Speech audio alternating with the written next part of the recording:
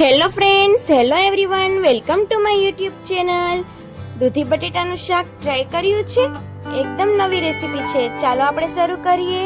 સૌથી પહેલા દૂધીની છાલ ઉતારી, બટેટાની છાલ ઉતારી, દૂધી અને બટેટાને આટલા નાના નાના શેપમાં કટ કરી લેવાના છે. લીંબુ, મીઠું અને બધા મસાલા તૈયાર કરી લેવાના. તો શાક વઘારવા માટે સૌથી પહેલા કુકરમાં આપણે તેલ ગરમ મૂકીશું.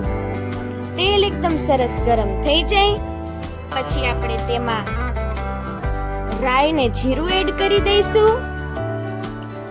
ત્યારબાદ આપણે તેમાં હિંગ એડ કરીશું. ત્યારબાદ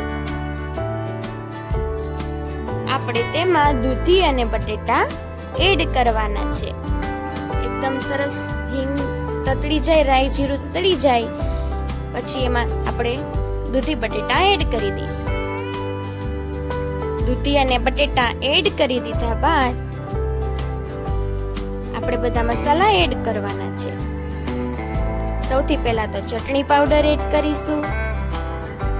ત્યારબાદ સ્વાદ પ્રમાણે મીઠું એડ કરીશું.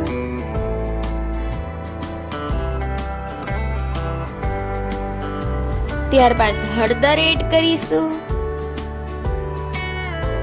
ત્યારબાદ ધાણા જીરું પાવડર એડ કરીશું. ત્યારબાદ લીંબુ એડ કરી દઈશું. લીંબુ આપણે અડધું નીચવી દેવાનું છે.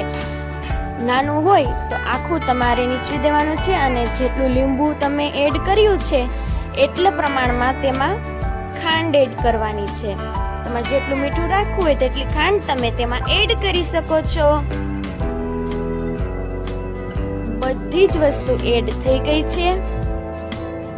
હવે આપણે તેમાં 1 ગ્લાસ જેટલું પાણી એડ કરી દઈશું.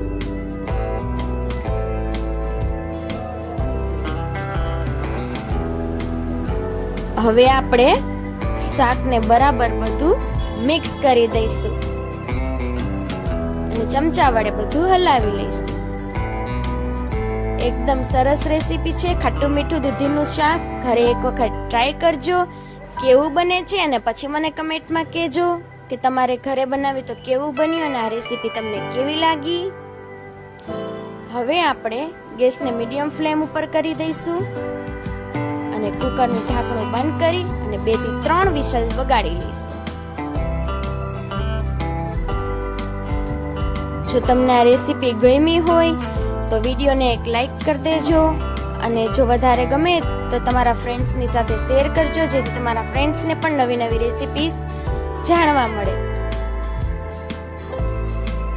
ત્યારબાદ આપણે સીટી થઈ જાય ત્યારબાદ આપણે તેને સીટી ઠરી જાય પછી એક બાઉલમાં આપણે સર્વ કરી દેવાનું છે અને પછી કોથમીર વડે ગાર્નિશિંગ કરી લેવાનું છે. ગરમા ગરમ રોટલી સાથે આ શાક તમે ખાઈ શકો છો.